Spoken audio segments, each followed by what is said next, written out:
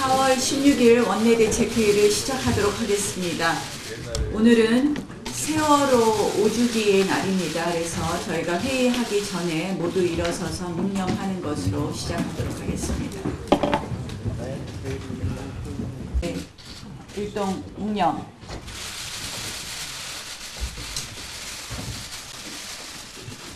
네, 앉으시죠. 네.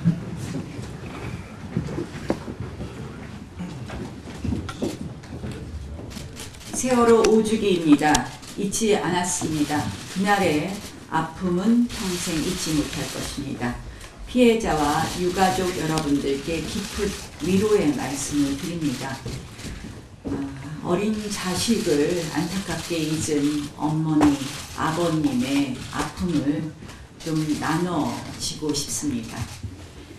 오늘은 국민 안전의 날이기도 합니다. 세월호의 아픔을 잊지 않고 그 안전의 중요성을 우리가 알기 위해서 2015년에 제정되었습니다. 그러나 이렇게 안전의 날도 제정했음에도 불구하고 우리 사회의 안전의식과 시스템이 얼마나 개선되었느냐에 대해서는 많은 분들이 의문을 제기하고 있습니다. 특히 계속되는 여러 가지 인재 사고가 많이 있습니다. 또 그로 인해서 수많은 피해가 발생하고 있습니다. 화재, 재단 관련 등 많은 안전 관련 법안 국회에서 책임지고 통과시키도록 하겠습니다. 어제 문재인 대통령이 청와대 수석보좌관 회의에서 한미 정상회담의 결과와 향후 대북 정책 구상을 밝혔습니다. 오지랖 운운하며 공개적으로 모욕을 한 북한에 이번만큼은 문 대통령이 단호하게 대처하지 않을까 이런 기대를 했습니다만 역시는 역시였습니다. 제가 헛된 희망을 가졌나 봅니다. 결국 우리는 문재인 대통령의 희망회로만 볼 수 있었습니다. 문재인 대통령의 심각한 회담 중독만 확인되었습니다. 미국은 최근 한미 정상회담을 통해 비핵화 없는 제재 완화 불가라는 기조에 세기를 박았습니다.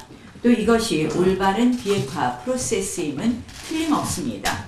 하지만 북한은 시정연설을 통해 제재 완화 없이는 비핵화에 나설 의지가 없음을 보여주었습니다. 지난 하노이에서 협상이 결렬된 상태에서 아무런 진전도 변화도 없는 답보 상태인 것입니다. 그런데 문재인 대통령만 홀로 북한이 시정연설을 통해 비핵화와 평화 구축에 대한 확고한 의지를 천명했다고 합니다. 문재인 대통령이 과연 똑같은 시정연설을 본 것인지 갸우뚱합니다. 북한이 어떤 막말과 비난을 해와도 무조건 평화, 대화로밖에 들리지 않는 것인지 아니면 현실을 인정하고 싶지 않은 것인지 묻고 싶습니다. 어제 군수뇌부와의 자리에서 강한 군대를 강조한 문재인 대통령은 힘이 있어야 평화가 가능하다 이렇게 말씀을 하셨습니다. 그러나 그 말씀에 맞는 실천과 행동이 있는지 묻고 싶습니다. 비핵화 역시 강력한 대북 제재만으로 우리에게 비핵화를 가져올 수 있고 그것이 바로 평화를 이끌어낼 힘입니다.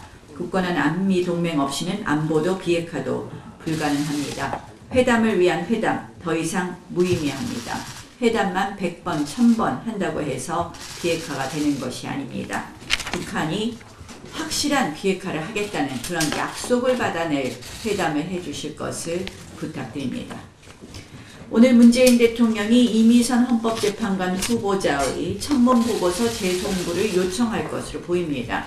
한 발자국도 물러날 수 없다는 이 정권의 오만과 그리고 오만과 교만이 절정에 다르고 있습니다. 최근 한 여론조사에서 이 후보자의 적격 여부에 대해서 54.6%가 부적격 의견을, 28.8%가 적격 의견을 냈습니다. 그런데 어제 정말 여기에 대해서 차라리 아파트나 살 걸 그랬다. 그저 부자니까 기분 나쁜 것 아니냐. 이렇게 이야기하는 것을 보면서 아마 국민 모두 상처를 받았을 것입니다. 또한 이러한 발언은 한마디로 논점을 흐리는 발언입니다. 우리가 이야기하는 것은 내부 정보를 이용한 불법적 주식 거래를 지적한 것입니다. 그래서 어제 검찰 고발에 이른 것입니다. 그런데 이미선 후보자의 남편은 어제 사실상 욕설까지 페북에 공유했습니다. 참 나쁘다라고 말씀드리겠습니다. 이것은 한마디로 정말 이 여권이 이미선 후보자를 보호하겠다 하니까 오만한 행동이라고 생각을 합니다.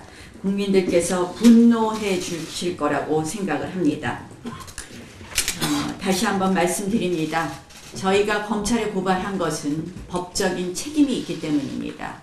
이 법적인 책임이 있는 사람이 헌법재판관의 자리에 오른다면 과연 제대로 헌법재판관의 자리와 역할을 수행할 수 있겠습니까?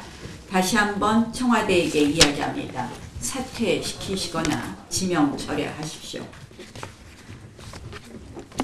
경사노위가 어제 이 국제노동기구 핵심 협약 비준 관련해서 중재안을 냈습니다. 많은 비판과 우려가 쏟아지고 있습니다. 전교조 합법화, 해고자 노조 가입, 5급 이상 공무원 노조 허용 등을 비롯해 단체 협약 유효기간 연장, 파업 시 노조의 사업장 점거 금지가 포함되었습니다.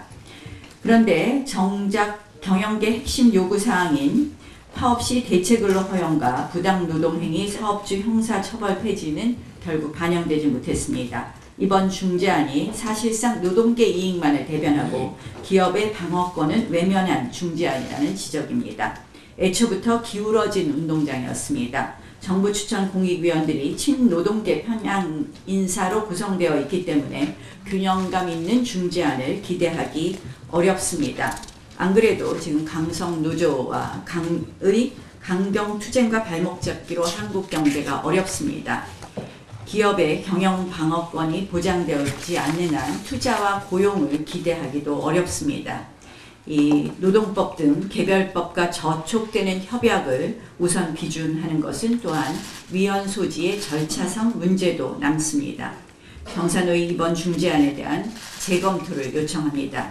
노동계 목소리만 대변하는 경사노위가 아니라 진정한 사회적 대화기구로서의 경사노위도 필요하다는 부분을 지적합니다. 저희 오늘 오전에 어제 차명진 당협위원장이랑요, 정진석 의원께서 페이스북에 세월호 관련해서 막말 논란이 좀 있었는데 어떻게 보시나요? 네, 이 유가족이나 피해자분들께 아픔을 드렸다면 이 부분에 대해서 유감을 표시합니다. 네.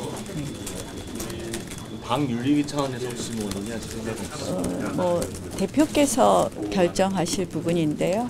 검토해 보겠습니다. 그러나 아픔을 드린 부분에 대해서는 유감을 표시합니다. 이제는 저희가 이 분열과 갈등을 넘은 그런 정말 그 피해자들의 피해나 우리가 그 아픔을 이제는 더 큰 대한민국 내에서 승화시켜야 된다고 생각합니다.